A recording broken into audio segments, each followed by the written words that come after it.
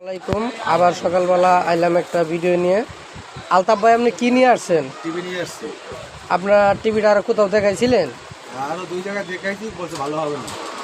পরে কার কাছে আসছিলেন? আসছি সেলিম বের কাছে।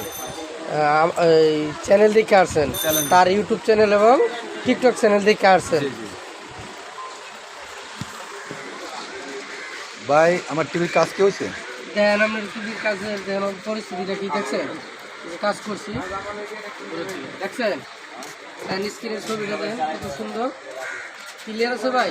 জি। হ্যাঁ, দেখেন কত সুন্দর কাজ করছে।